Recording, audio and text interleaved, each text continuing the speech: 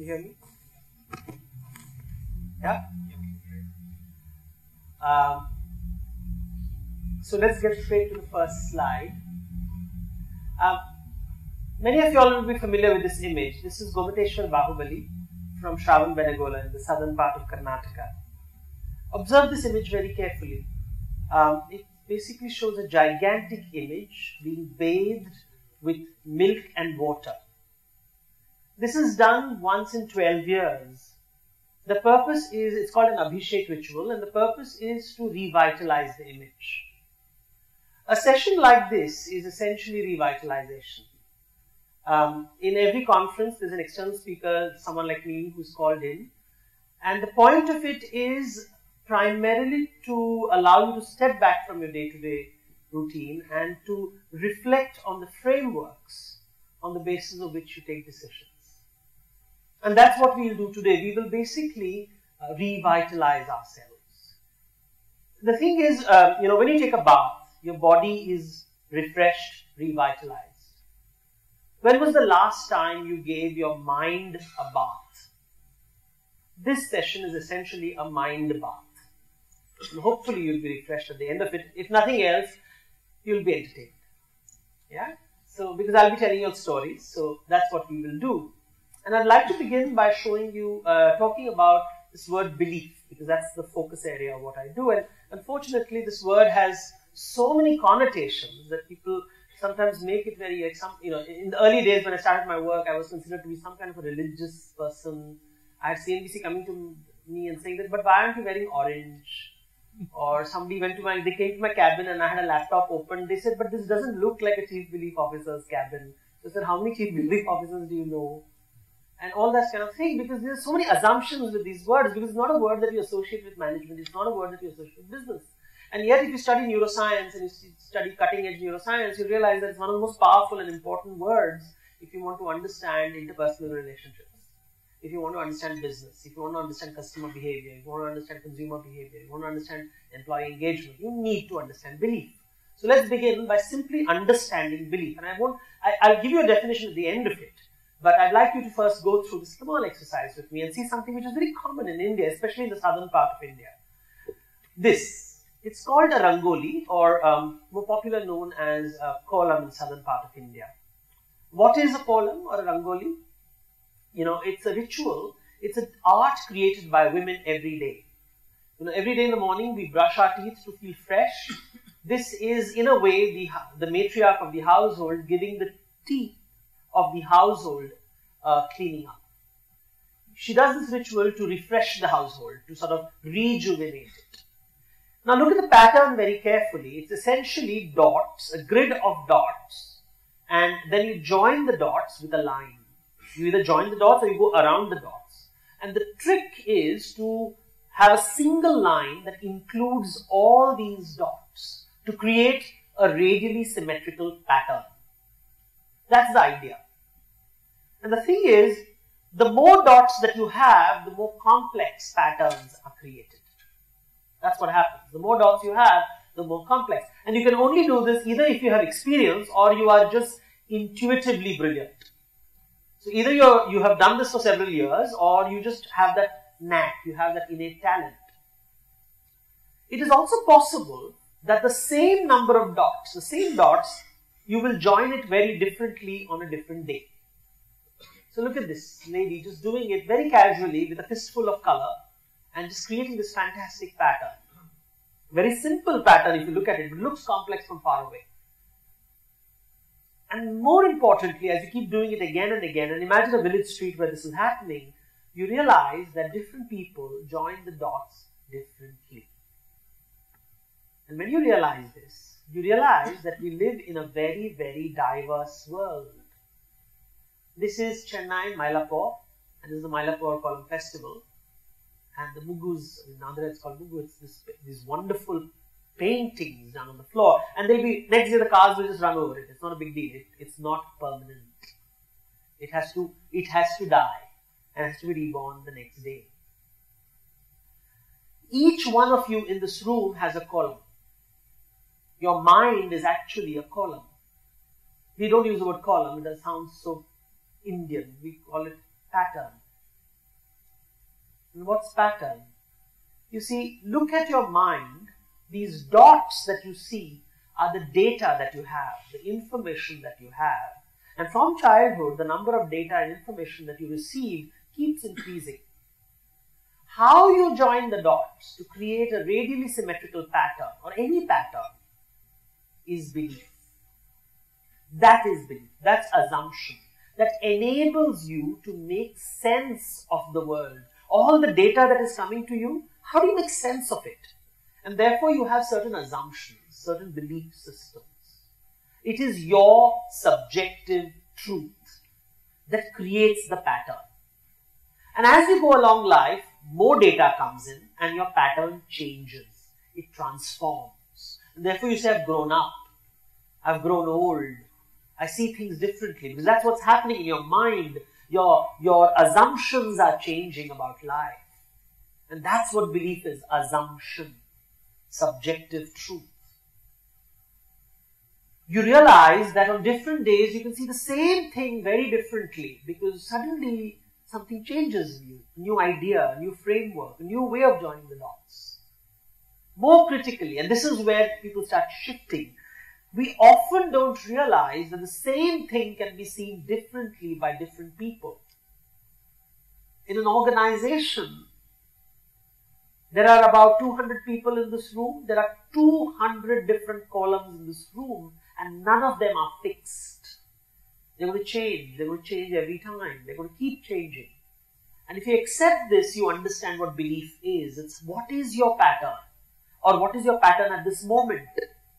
And if I can impact that pattern, do you impact my pattern? How do we impact? What is the boss's pattern? And often bosses say, my pattern is the only pattern. Your patterns don't matter. So in Hindi they'll say, dimag mat lagane. Do as I say. Basically, your patterns are invalidated. Only one pattern is allowed to exist, which basically means there is no coexistence of multiple patterns. So if one is talking about teamwork, one is talking about partnership, one is talking about being smarter, it basically means appreciating patterns. And that's what I will talk about. Patterns. The whole point is to expand your mind, give you new dots and new ways of joining those dots. And hopefully I'll succeed in the next 45 minutes. That's the idea. Create a column. Just expand your mind. Something new will emerge, some new ideas, some new frameworks. I'm not going to, there's no major transformation, but some abhishek will happen. A mind bath. And let me explain this pattern business in a very interesting way. Imagine this. Imagine that you have been invited for a meal by the Queen of England or the President of America.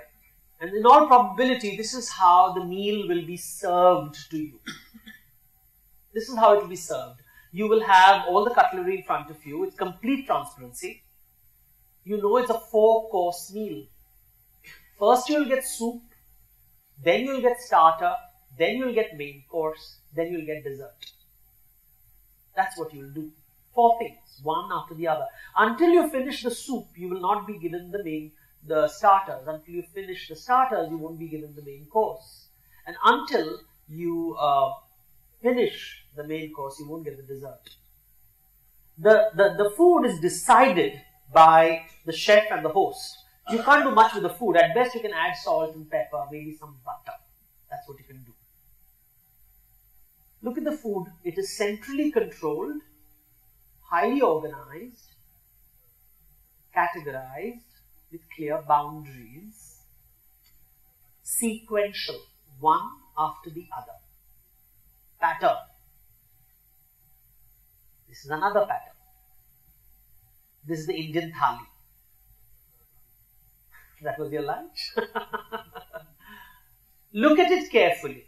All things served simultaneously. The soup, the starter, the main course, the dessert. You can start wherever you want. Some person will take the rice and the dal. Somebody will add pickle to it. Somebody will add papad to it. Somebody will add gulab jamun to it. And you'll realize it is allowed. So long as you use your right hand, it is allowed. And what you will do, you mix the food, you mash the food, different people will mix and match the food in different proportions. So what you will eat is unique to you. The chef really doesn't know what you're eating. It is the ultimate in customization. It is user experience in its finest form. So it looks standardized, but it is not standardized. So look at the difference. Sequential, simultaneous. Categories and boundaries. No categories and boundaries. Centrally controlled, peripheral control. So then the question comes, which is better? Right? From the moment I give you choices, question comes, which is better? Now everybody will agree rationally. Food has to be hygienic. Food has to be nutritious. Food has to be served on time. This we all will agree in every part of the world. But what we will not agree is how the food should be served, because this is culturally conditioned. These are patterns created by culture. So belief essentially shapes the way you think. It tells you what is appropriate and what is not appropriate. So the study of belief is a study of how people think. And this reveals to me two different cultures. It's not by accident that the food is served in this particular way. Incidentally, this is barely 300 years old. In the 16th century, people didn't eat like this. It emerged as the economies in Europe changed. This is 3,000 years old. So you can use different scales to decide which is the way to eat. Now, if you were to ask the Chinese gentleman, and you said, what is a better way to eat? He will say, well, this is not the way to eat. You don't keep weapons on the table. Those are weapons. There's a knife, there's a fork. You can pierce someone's eyes with it. And in some negotiations, I'm sure you want to do it. And the thing is, this is a simple food, right? The Chinese will say that a good host should cut the food in small sizes so you don't need a knife on the table. That's good host. That's why when you eat a sushi or dim sum, you'll always notice they have small, manageable sizes. And then they will say, this is barbaric. You don't use your fingers. You don't know where the fingers have gone. Yeah? So you don't do that. So as far as the Chinese are concerned, both methods are absurd. The best method is a chopstick. It's a no-brainer. There you have another belief system, another way of thinking, based on precision. Based on complete precision. Now, which is better? You'll never know. So another way of understanding belief, it's not just an assumption, it's not just the way you think, it is also the subjective truth. My truth and your truth. Question is, how does this have to do with management? Next question is, fine, we understood this, but what does it have to do with belief? It has to do with management. Then you remember something very interesting about most organizations in the world. Look at these words. Personal versus professional. Work versus life. Weekday, weekend. Finance department, human resource department. People, processes. Look at the divide. Look at the categorization. And the discomfort with changing the boundaries. Making people work on Saturday. Sunday is a holiday. Belief or reality? Where did it come from? Who decided it's not a natural phenomena. 7-day week is not a natural phenomena. It's a human construction. Humans have decided. Somewhere in Babylon, 3,000 years ago, somebody came up with a 7-day system to divide the fortnight. Even that's not correct, because the fortnight is 15 days, not 14. It's a complex mathematics over there. Somebody decided 7 days. And somebody decided God rested on the 7th day. But they're not sure which day he rested, because some people say it's Sunday, some people say it's Saturday, some people say it's Friday. And it so happened in one country, the owner believed it was Sunday, and the workers believed it was Saturday. And so they decided to be good partners, and they said Saturday and Sunday is a holiday. And this happened less than 100 years ago. 100 years ago, weekends were born. And we just assume it is true. The categories, look at these categories. Personal life and professional life. You don't hear these conversations in the Greek epics. We don't have this division: soup, starter, main course, dessert. Put the pen down and now you can do whatever you want. You're no longer professional. In some cultures, the lines are blurred. So even on Sunday morning, the boss calls you and it's perfectly fine. Germany has blocked it right now. Surprise, surprise. I don't know if you read today's paper. Bosses are not supposed to call employees on Sundays in Germany. How is food served? Like this or like this? And we don't know the difference between our friends are our professionals and our bosses are our friends. In weddings we call everybody, and suddenly in a multicultural world, as people are emerging, we realize that we think differently. Not everybody thinks like this. Not everybody has this clear divide between finance and human resources.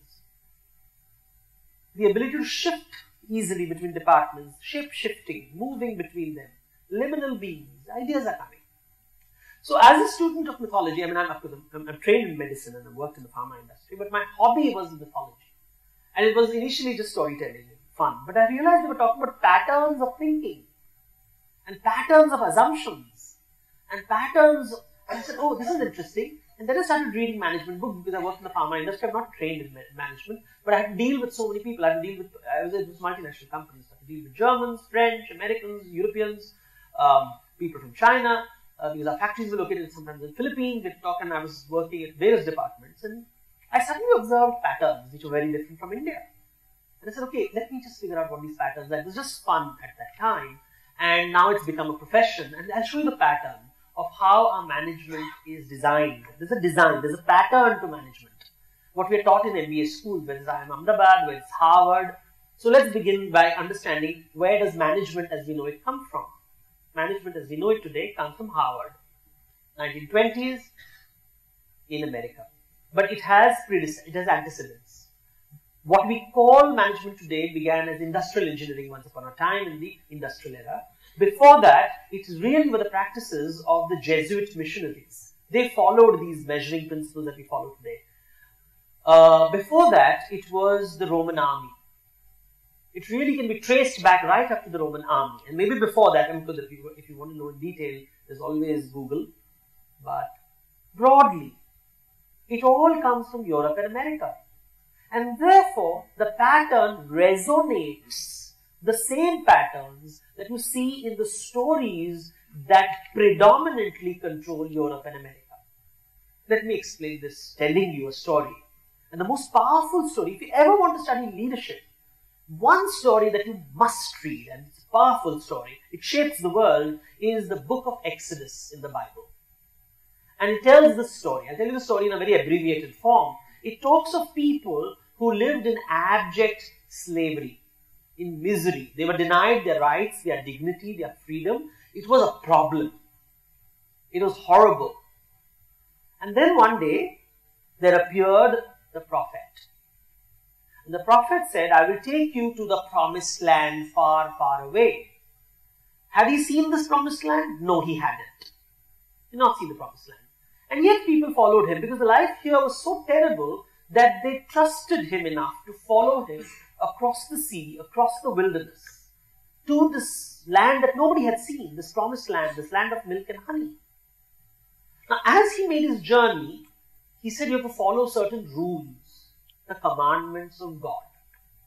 These are the rules you're going to follow. They're simple rules. And when you read the Exodus and you read the books after that, you realize the only problem the prophet and prophets after him face is only one. Only one problem. And the problem that I'm sure all of you are familiar with. It's the problem of non-compliance. Even when God gives the rules in writing, human beings resist. It is the nature of the beast. So now look at this image carefully. This is the problem that you want to solve. This is your background. This is your vision statement, mission statement, objective. This is your goal. This is your target. These are your tasks, the standard operating procedures, the processes that you have to align to. These are the regulatory guidelines. This is the regulator. This is SEBI. This is the control. This is the auditor. The internal auditor, the external auditor, who decides whether everybody is on the straight and narrow. the pattern, similar pattern, not exactly the same, but broadly. Patterns are never exactly similar, like lines are never same, but it gives a trend. So when I read this, I was very fascinated by it. And the question therefore came is, hey, what is the pattern of India? You know, people who wrote the management textbooks in all probability ate food like this. Whether it's Peter Drucker, whether it is Philip Kotler, Stephen Covey, most probably meals were served like this at his daughter's wedding. What about people who ate like this? What are the management principles they would probably come up with? It's an idea, right? Let's think about it. Let's ask ourselves. And it was fun. It was fun. And I said stories. I like stories. Because stories are embedded in stories, a lot of patterns. I love them. I think somehow so we connect with stories very beautifully. So I want to tell you a story that is probably, now this is a hypothesis. This is the brain bath. This is part of the brain bath. It's a story of how an Indian management model would be designed. And the story begins, the story is of course not the book of Exodus, but it is this story. And this, you find this character and some of the characters and some of the ideas in Buddhist mythology, in Jain mythology and Hindu mythology. So I'm going to tell you the story and please take it at a story level. It's not religious. Right? So what is Swarga? So then look at the story. So just now relax right now. Let the child in you wake up. And let's listen to this wonderful story. The story says that once upon a time, there's this place, or not once upon a time, it actually exists even today. Somewhere amongst the stars, there's this wonderful land called Swarg. Now Swarg means paradise. Now why is it paradise? It's paradise because in this place there is a cow called Kamadhenu, or the wish-fulfilling cow. There is a tree called Kalpataru, or the wish-fulfilling tree. Stand under the tree, ask for anything and you will get it. There is a jewel called Chintamani. Hold it in your hand, ask for anything and you will get it. The cow, just stand in front of the cow, ask for anything and you will get it. There is a vessel called Akshay Patra. Hold it in your hand, it overflows with grain and gold. Look at it carefully. It's a children's story. But if you have a financial mind, please tell me what does it mean in financial terms? Kamadhenu, Kalpataru, Chintamani, Akshay Patra. From a financial term, it basically means infinite return with no investment. That's what it means. Wahi to Swarg hai. No? Imagine if you didn't have to work, if you didn't have to attend these conferences and still the salary came. Wouldn't it be wonderful? Swarg, paradise. That's what it is. Thank you. That's what Swarg is all about. Swarg is a place with high return with no investment. This is where the gods live. So you can imagine the farmers thousands of years ago looking at the gods and saying that, lucky guys, man. So lucky. I have to work every day. I have to work the fields every day. I have to work the farms every day. I have to take the cows every day. I have to work so hard. I have this horrible boss. Swarg. The Swarg ka Raja, the king of heaven, is Indra. Indra is the king of the gods. Devraj Indra. And he's so rich that he doesn't ride an ordinary elephant. He rides a white colored elephant, which has 6 tusks and 7 trunks. It's like a Rolls Royce. Yeah, that's version, it's just that, right? Something that you can't afford, that you can't imagine will exist. And he just uses it. But then the story proceeds in a very interesting way. They describe Indra as a very insecure god. That's what they describe this as. They say that Indra is highly insecure. If a man starts doing tapasya, if a rishi starts doing tapasya, he gets very, very, very insecure and immediately looks at this dancer called Menaka and says, please go, do your job. Industrial espionage. That's what it is. Competition aa gaya, maar dalo usko. Or what happens when suddenly a Raja performs yajna? And when a Raja performs yajna, he says, a king is performing this ritual, is going to become powerful, is going to replace me, immediately steals the horse. The files go missing.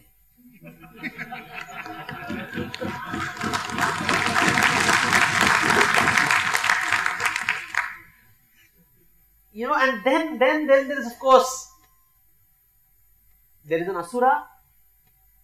And when the Asura comes, what do? You go to your father or mother. Competition. He will become king tomorrow. I'm nervous, I'm frightened. And suddenly this guy seems familiar. This is a story, but suddenly he has realized, I have met this guy somewhere. He has everything, but he's still insecure.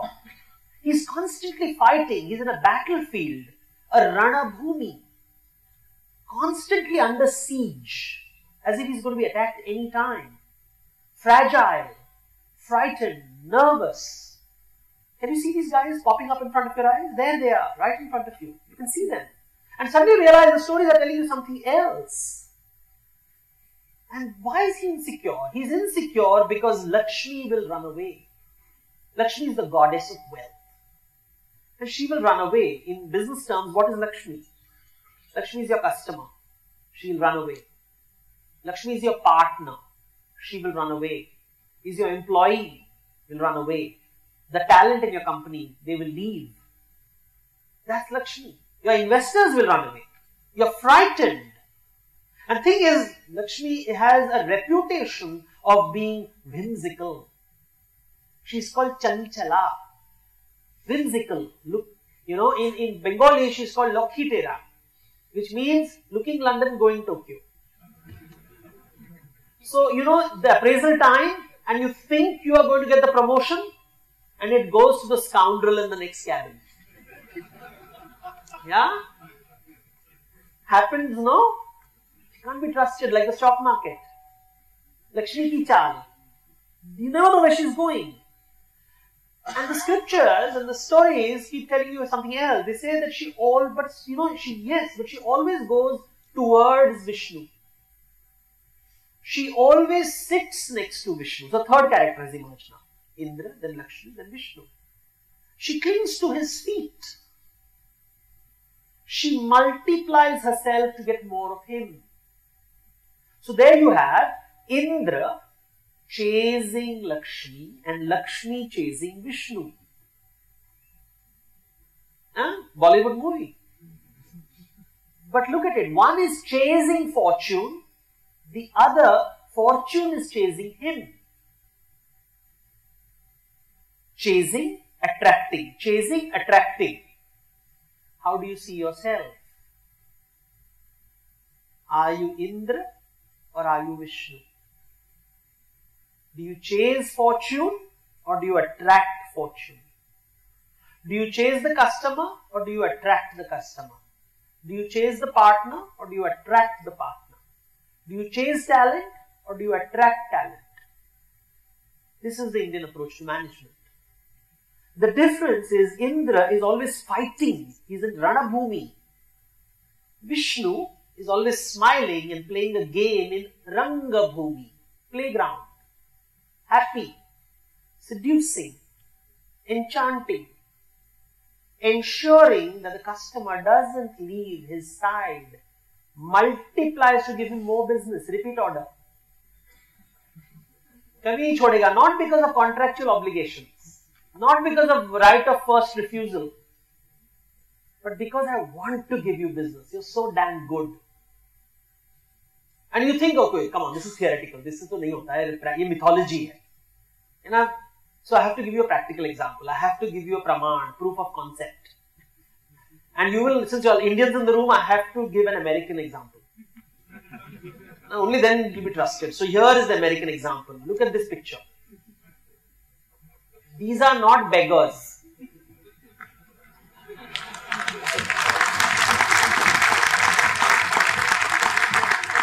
Right? These are not beggars. These are customers waiting for the iPad to be launched. So, who is chasing whom? The customer is chasing the product or the product is chasing the customer?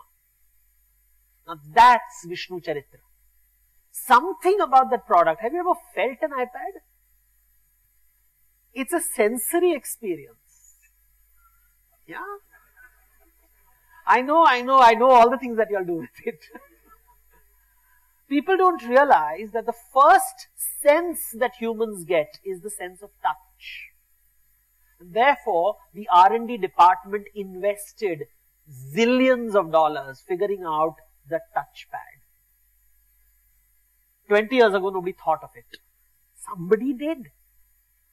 Because humans love being touched. And in a society which is becoming increasingly isolated, where there's so little touch, there's one place you can touch and nobody shouts back at you. Yeah? Human transformed into product, Vishnu Charitra. It's called seduction.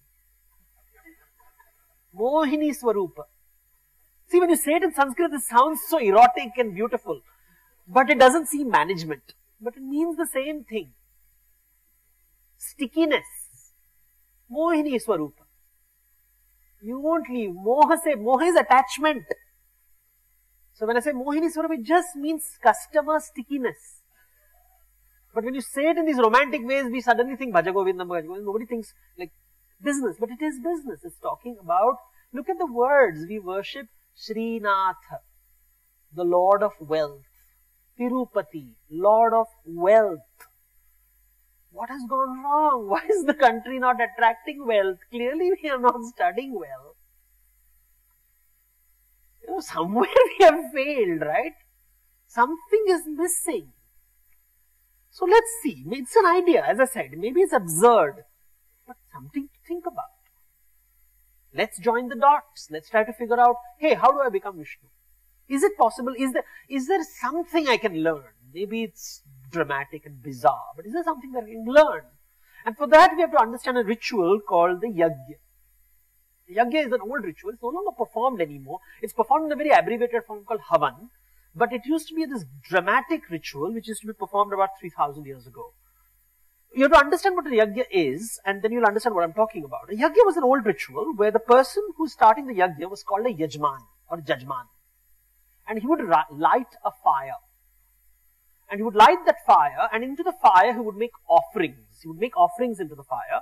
And when he made the offerings, he would say swaha. Swa means me. Ha is give. This of me I give. And then a devata will emerge. And the devata will say tathastu. So be it. So yajman, process owner. That's a yajman. He initiates the process.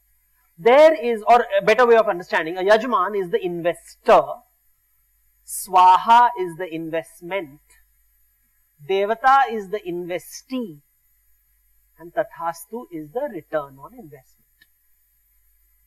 Yeah? That's an exchange.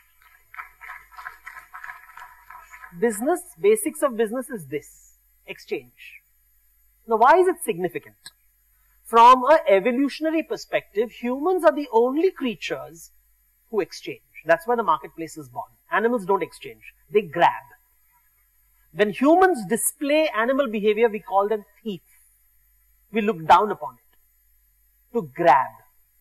Humans exchange. You give, I give. You give, I give. That's human nature. Yet, unfortunately, we have grown up with English translations made in the 18th century by people who had never really conducted a yajna. And so he called the yajna a sacrifice. But it's not a sacrifice, it's an exchange. Len den ki baatein. Give, take. Give, take. Let me tell you the story of how yajna came into being. It's from the Upanishads. It's a small story from the Upanishad. The story goes that Prajapati, the creator of the world, called all his children to the room one day and said, I'm going to feed you. And the children said, okay, fine. And when the children came and they sat down, food was served. And it was savory, tasty, wonderful food. It was served. And when the food was served, just when they were about to eat it, the father said, one condition. Just one condition. You cannot bend your elbows. Now, if I can't bend my elbows, how do I eat? So one set of children got very angry and they left.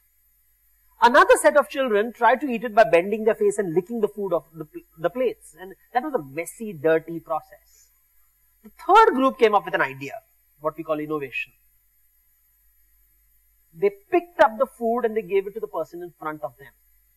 And the other person then fed it to them. Swaha tathastu. Swaha tathastu. Exchange, partnership, began. Both were fed. Now sounds very simple, but unfortunately it's an extremely complex process. And we'll figure it out. Why?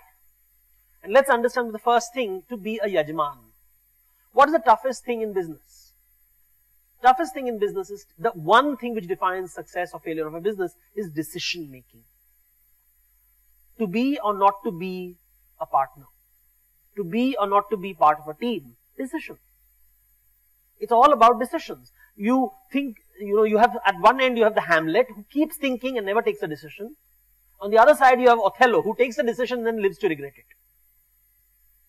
And let's look at it. So be a yajman. Yajman banna bahut hi mushkil hai. Look at the difference between yajman and devata. Yajman says, I will give swaha. I will give so that I will get. What does devata say? I will not give unless I get. Yajman is proactive. Devata is reactive. Now look at people working for you, above you, below you. Just look how many people are proactive. How many people say, I will take initiative? There you have your yajman. These are the people who will take the company forward. And then you have the people who will say, itna paisa mein itna hi milega. First you tell me what to do, I will do it. Swaha tathastu. And it's especially decided post bonus. From next time I am not going to office on time. I am not going to be sincere. I didn't get the promotion. Devata. So there you have. Yajman is about decision making. Let's understand it in a little bit more detail using this story. Look at the story. We have known the story. It's a popular story from the Ramayana. So the moment you see it, most of you will immediately know the story. There is a lady in the middle of the forest all alone. When a hermit comes and says, I'm hungry, I want to eat food, feed me. And she says, fine, come inside the house. And he says, no, you're all alone in the house. I will not step in. You come out. It's not proper for me to enter the house. So she says, fine. She picks up the food and she's about to feed him. When she realizes, she's about to step out of the house, when she realizes there's a line drawn outside the house. So she can't cross the line. She stretches her hand and gives the food. And the hermit says, no, that's not the right way to serve food. Come out. Now look at the dilemma. If she stays inside the line, she's safe. If she steps outside, she's vulnerable. If she stays inside the line, what will happen? This guy who will be hungry and he'll go around the world telling everybody that, look at this woman, she does not have manners. She doesn't know how to treat a guest. The brand equity of the family will be ruined. Because everybody will make fun of her. Ki Raghukul ki kulavadu khana nahi deti. Ram's wife does not feed people. That is the greatest insult. So what does she do? Does she become vulnerable and protect the brand equity of her husband's family? Or does she stay, obey, dimag mat lagao, follow the rules, not take a risk, don't think out of the box, don't do anything, just stay within and be safe. Reputation, let it go. I obeyed. That is your problem. You told me to obey, I obeyed. So what should she do? What is your advice to her? And the advice is easy because you know the story. But in life, we don't know, no? When you're signing the deal, सामने वाला रावण है कि कौन है? Right? When you're recruiting people, you really don't know who you're recruiting. When you're signing that partnership, joint venture, you don't know who you're dealing with. Oh God, before the contract and after the contract, something happens. It's very much like marriage. No? And that's what being a yajman is all about, because we really are not sure, no matter how hard we try, outcomes are never predictable. And therefore being a yajman is not easy. And it becomes even more tougher because you have to decide who is your devata. You have so many to choose from. India, no? But this is also global. Who is your devata? Ask yourself, for your success, who do you need? And you'll realize how many people. You need your boss to help you. You need your dotted line boss to help you. You need your subordinate to help you. You need your dotted line subordinate to help you. You need the other departments to help you. You need your customer to help you. You need your secretary to help you. You need your driver to help you. You need your doorman to help you. Even the chai wala who brings chai when you're getting a headache is important. They're all devatas.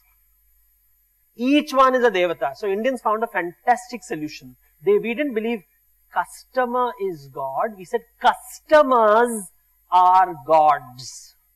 So we created a puja room. So there's Ishta Devata, Grama Devata, Graha Devata, Vana Devata, depending on the situation. So when you want the contract, the customer becomes most important. When you want that hike in your salary, then boss becomes most important. You keep shifting focus. Bhakti alag-alag tarike se. Saturdays Hanuman, Monday Shivji. It keeps changing depending on what you want. You want to get married, Shiva is important. You want to solve problems, astrological problems, Hanuman is important. It keeps shifting. You'll realize, and suddenly you realize that's exactly how we conduct business. People's value keeps shifting. The Devatas keep shifting, but they're all important. You never know who will turn around at what time. And then it gets even more complex. So let me tell the story of Shiva from the Shiv Puran. He resides in two locations. He resides on top of that mountain, that beautiful mountain over there, Mount Kailas. The mountain is made of stone. It's covered with snow. It's cold. Nothing grows there. There Shiva sits as Adinath. He also sits at another place, Kashi, which is downstream by the river. There he stays with his wife Annapurna, and that's a bustling city, a marketplace. People die, live, there are markets, it's all kinds of strange things happening over there. And that's somewhat like business, right? On one side you have the head office, cold, like stone, far away from the marketplace. Its understanding of the market is through Excel sheets. Yeah? And then you have Kashi, the customer, where you are citing for deals and discounts, and life and death battles are going on because you have to achieve the target. And nobody understands the sweat and blood because you have actually to leave your cabin and meet the person. You actually have to spend time with him and listen to his horrible things about the product that you have not designed. Because that's customer service. And you realize there's a great tug of war happening between Kailas and Kashi. And that's called, the tragedy is when it is a tug of war rather than a churn. Because if you know physics well, a churn is when the force is acting, the counter force has to let go. When the counter force is acting, the force has to let go. That is how a churn is created. But somewhere along the line, churns have become tug of war. It has become positive negative charges. We don't know when to let go, and that is why many organizations suffer, many partnerships suffer. Because we don't know when to let go. Many relationships suffer. When do you let go? When do you push? When do you pull back? When do you push? When do you pull back? That is manthan, and that's often forgotten. Why? Because we don't know how to do swaha. What is swaha? Look at this, and this is slightly more religious, unfortunately, but you'll get it. When you go to a Shiva temple, you are told, offer bel ka patta, the leaves of the bel tree. When you go to a Krishna temple, you are told, offer leaves of the tulsi plant, sprigs of the tulsi plant. From an efficiency point of view, wouldn't it be better the same leaf is given to all the gods? From an efficiency, imagine the CFO talking to you, and he's saying that let's be efficient, give the same gift to everyone. It's efficient. What that CFO doesn't understand is that jaisa swaha vaisa tathastu. Customized offerings are not there, customized solutions you don't offer, you're not going to get customized billings. You will not be considered a special partner. You'll be one of the many. You have to customize in order to do partnerships. And so what a yajna is all about? Yajna essentially is about figuring out how to take decisions, figuring out who is my devata, figuring out when is he important, to figure out at what time does he matter and when should be allowed to let go. Most critically, knowing what must I give to him. What must the customer be offered? And the customer, I mean in the broadest sense of the term. In the broadest sense of the term, the person you're dealing with, the partner. You see, ultimately it comes down to darshan.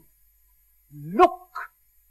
And we often don't look. And look doesn't mean please look at the laptop and the Excel sheet and the pivot table. Or the pie chart. That's not reality. We often we forget that businesses are not a set of rules. Businesses are not a set of numbers. Business is not a set of targets. Business is not a set of tasks. It is a set of people. And ultimately you have to deal with people, and people are difficult. It is not like a computer that you can switch them off. You can't. You have to live with them, work with them. And that's what Vishnu Charitra is all about. He looks. You see, look at it. The traditional instruction given to us when you go to a temple is darshan karo. Look. What do you do when you go to the temple? We shut our eyes. That's the first thing we do. We just go in and shut our eyes. And that's what we do in meetings. Focus on the agenda. Arey, look at the person in front of you. No. He's in a bad mood. Simple rule. Never sign a contract before lunch. Khana pila. Swaha. Tathastu. I mean, I work in a Marwadi company. And it's always Seth ji ko khane ke baad jao. Sab ho jata hai. Why? Because he's well fed, taken care of. That's why you do negotiations and cocktail dinners. There is a reason. People are happier. In Rangabhumi, decisions are joyful. You tell the truth sometimes, and it's accepted. The bitter criticism goes through. If the person is hanging, we'll eat food after you discuss this. After we settle this matter, we shall eat food. No, it's not happening. It is not happening. Ranabhumi. Ranabhumi will insecurity. Rangabhumi, joy. So I'd like to conclude with one of my favorite stories of darshan, looking. How to see the column of the person in front of you. And the story is again a very popular, simple children's story. We have all grown up listening to this. The story of Shabri. So this is the story. Sita has been kidnapped. So Sita has gone. And Ram doesn't know where she is. The only data point he has is she's been taken in the southern direction. So he walks in the southern direction. And he keeps walking and walking in that direction. He doesn't sleep. He doesn't eat. His eyes are bloodshot red. He's covered with sweat and grime. He's angry. He's upset. He's frustrated. And he's walking. His brother is behind him. And then suddenly a woman stops him. And her name is Shabri. And she says, stop. You look tired. Sit down. So Ram sits down. She says, would you like to eat something? Kuch khaoge? Mere paas ber hai. I have berries. Would you like to eat the berries? So Ram says, fine, I'll eat the berries. So she takes one berry, bites into it and gives it to him.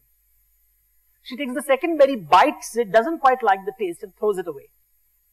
Takes the third berry, bites it and gives it to the younger brother Lakshman. And Lakshman recoils in horror and disgust. And he says, jhoota khilaoge? You have contaminated it with your saliva. You have tasted it before I have, and then you're feeding it to me. What kind of a person are you? You don't have any manners.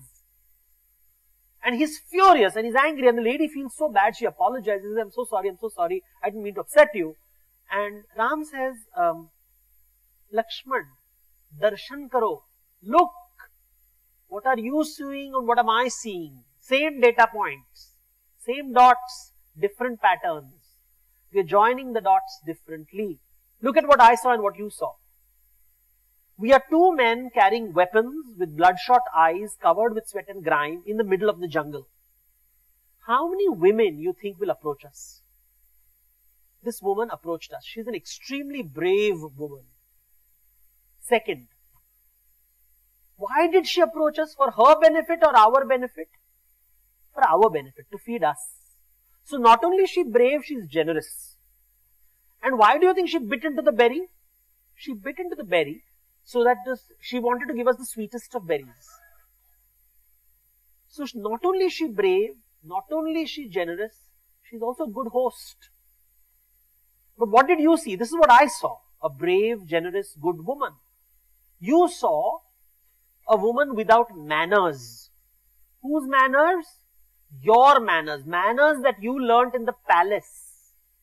Can't you see? She's a tribal woman. She's never lived in a palace like you. She has no clue what you're talking about. And you're angry with her. You're judging her on standards that she's not even exposed to. You have judged her. You are judge, jury, executioner. Therefore, she'll never be your friend and she'll always be my friend. That is why you are Lakshman and I am Ram. That is why Lakshmi walks my way. I see what you don't see. Darshan karo. So ask yourself, when you are dealing with your team members, when you are dealing with your partners, are you Ram or are you Lakshman? Shabris are there everywhere. Do we consider them to be good, brave, generous, or do we consider them to be without manners? It doesn't say anything about the other, but it tells us a lot about ourselves. I hope you do your yajna. I hope you discover Vishnu and Lakshmi walks your way. Thank you. Thank you. Thank you.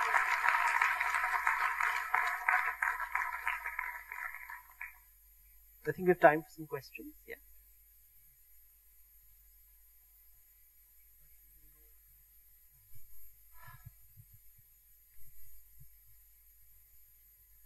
It's okay not to ask. It's lovely to be asked. Any questions, anybody, on any topic? You've heard a fantastic Yes, there's a question here. The lady, can someone give the mic? We're just getting a mic to you. Just one moment, please.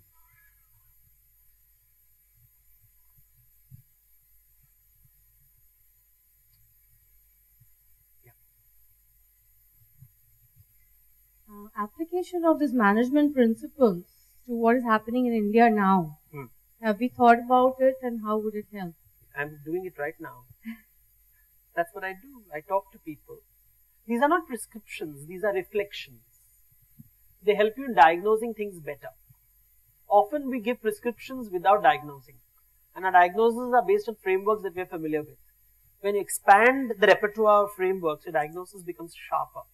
And you'll suddenly realize that what you think is a problem is perhaps not a problem, just a consequence of decisions taken earlier. So India is today paying the price of its decisions.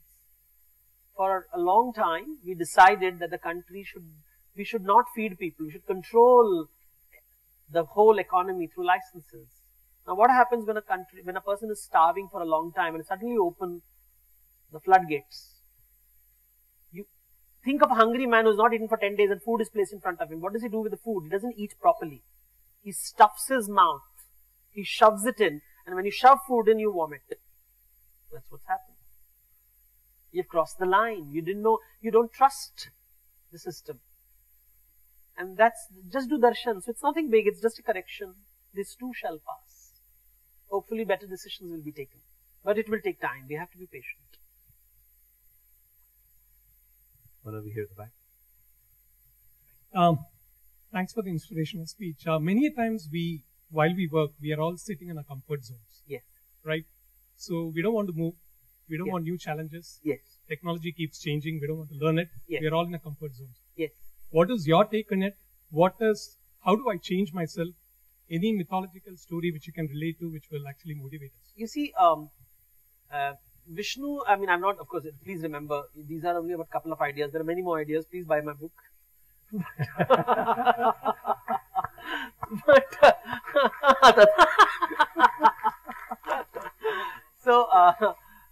Vishnu is associated with avatars. Why does Lakshmi follow Vishnu? Because he's constantly changing avatars. Jaisa yug, vaisa avatar. As is the technology, so is the service provided. That's all it is. But you say that I don't want to be Vishnu, but Lakshmi should walk my way. It's not going to happen. It's not going to happen. Looking London, going Tokyo. And right now she's certainly not looking towards India.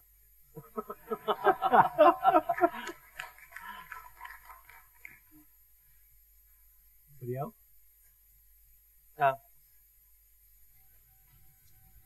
Come on, there must be some more questions. Yeah, there's lady here. Microphone, please. Yeah.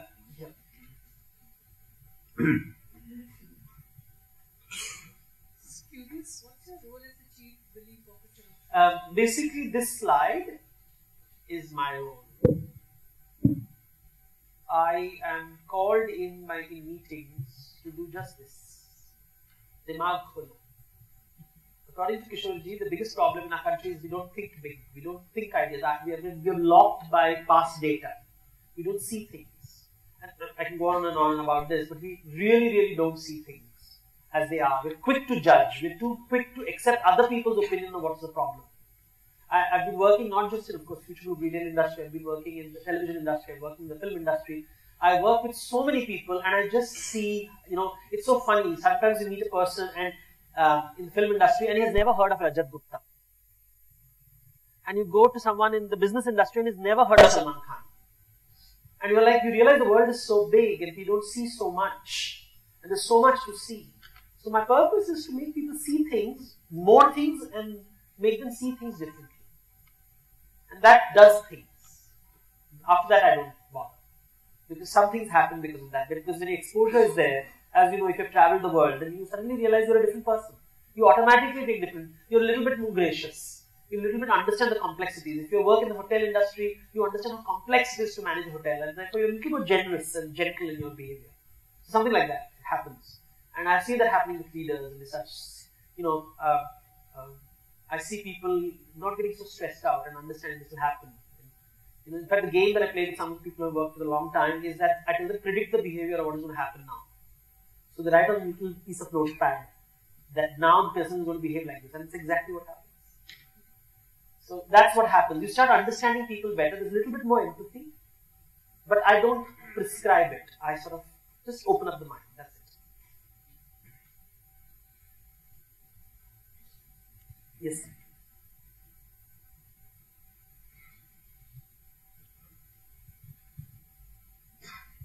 So you talked about that divider factor, professionalism and Yes. person.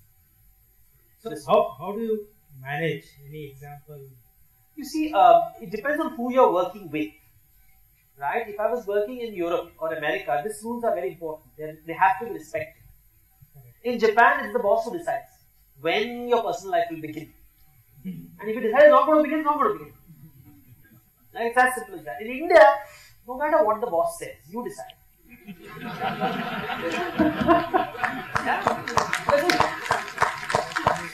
I have this statement and I have written big bold letters. Of course, Kishorji doesn't like it. I said in India, leaders are not respected, they are indulged. They're like little children. You have to take care of them. Do it. You have to call them things like Saint G and all. But that's what it is. There's no rule as such. A good finance guy will understand human resource very well. And a fantastic human resource guy will understand finance very well. It's actually, I'll give you a simple idea. The Sanskrit word uddhar means the breaking of boundaries. When boundaries break and you're able to move between one and the other very seamlessly. So that's what Vishnu Charitra is all about. Just seamlessly. I know when process is important, I know when people is important. I just seamlessly, I guess I'm a process guy. No, that doesn't work.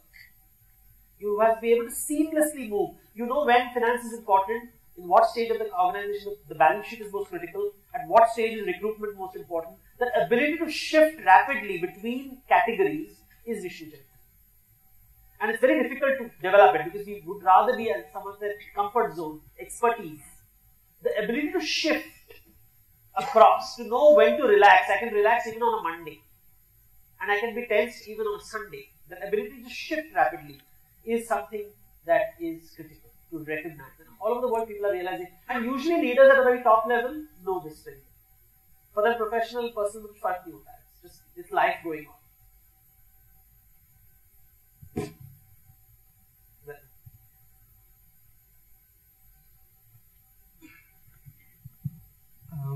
How to treat success and failure at the same level?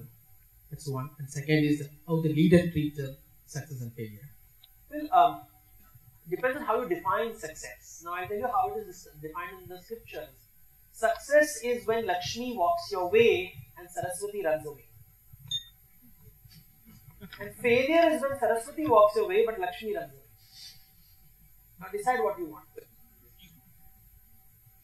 Because one is going to lead to the other. Right? They're both interdependent on each other. One without the other doesn't exist. The goddess is a plane. Running the boom. You have to see it. When you fail, it's go back to the drawing board. What have you done wrong? What were the customer insights were wrong? What did you do wrong? Rather than going into like some victim state, go into the heroic state. How decision making. We don't have the courage to take decisions. So all these things are important. To make a list of them, study them. What is called tapasya, reflection. So, Yeah, first of all, thanks a lot for eye-opening session. Actually, very good. A question I have: you shared about that tug of war versus the manthan. yes. This is event of partnership. So please share some, your thoughts on that. Little elaborate on that part. Okay, good point. I'll give you an example. Ask yourself, what is it the other person in for? Step one. We are always focusing on what we want. Tathastu. Don't focus on it. Focus on swaha. Focus on what the other person wants. Can I impact his balance sheet? I don't know if you all read Ramcharan, but Ramcharan is a fantastic formula. Look at the balance sheet of the customer, which means your role is to help his balance sheet improve and work, and that can only happen if he works towards your balance sheet. If you are not looking at his balance sheet, you're only focusing on your balance sheet, it's not going to work. Balance sheet is a metaphor. I mean, it could be so many, whatever your parameters. What is this KPI? What's your KPI? Have you invested? I remember I was dealing with a company which was a merge. It was a takeover, and they kept using the word partnership, and I was smiling with them, and it was bullshit, not happening. And I said, I asked them very simply question. There were two parties, and I asked how much time, because one was located in Sweden, and the other person was located in Delhi, and that the business was between these two guys, right? And I said, okay, how much time do you spend in a week talking to each other? So they said, oh, we talk every day. I said, okay, how many hours? They made a mathematical list of how many hours. I said, who talks percentage-wise? Who talks more? And of course, then this uncomfortable silence appeared. Suddenly you realize there was a power game going on. Third point, what do you talk about? And you realize who is talking about his vision. And you realize nobody's hearing the other person. So one person is telling, the other person is listening. And fourth, I just asked one of the gentlemen, okay, so in which class is this one's daughter? And he said, I didn't know she had a daughter. I said, you don't know the person and you expect to be a friend? You want to work together? He said, but we are professionals. It doesn't work like that in life. Especially at this delicate relationship, when you know things are sour, things are bitter, you're building a relationship over 1 year. Simple step by step. How much time do you spend? Who talks? What do you talk about? Whose success are you interested in? And most importantly, do you know the other person? Shabri hai. And these are the 5 points I would give to you. If you are dealing with partners, ask yourself these 5 questions. You'll be horrified at what you'll discover.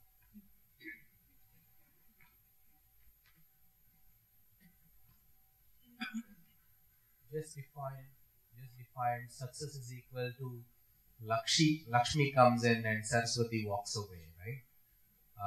And similarly, failure is Lakshmi walks away and Saraswati comes in. What is the logic behind that? In today's world of knowledge economies, don't you think they should coexist? Not at all. Well, they should. Many things should happen. I should exercise every day, but I don't.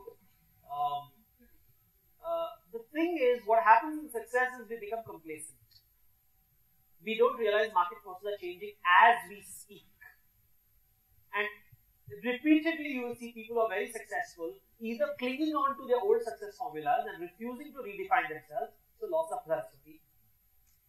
And people who have failed, at one level, Saraswati is there for them to analyze what their failure, but they are too busy feeling sorry for themselves.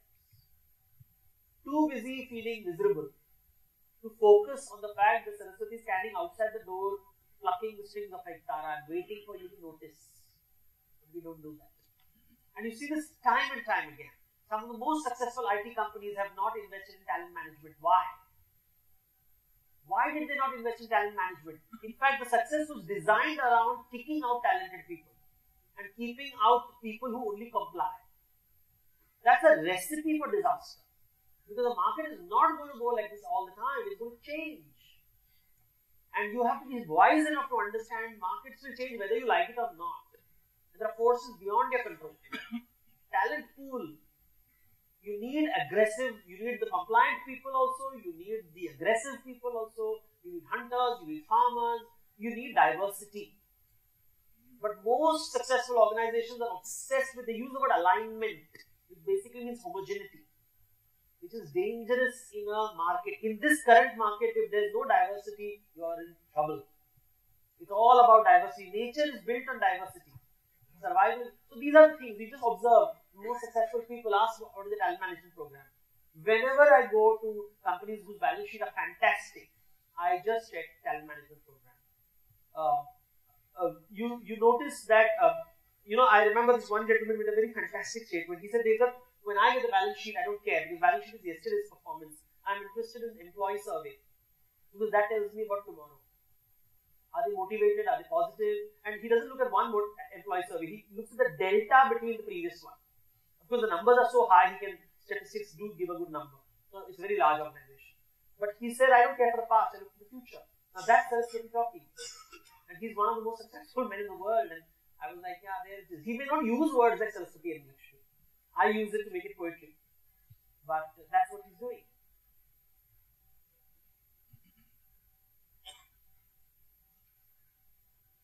Okay? Thank you. Thank you so much.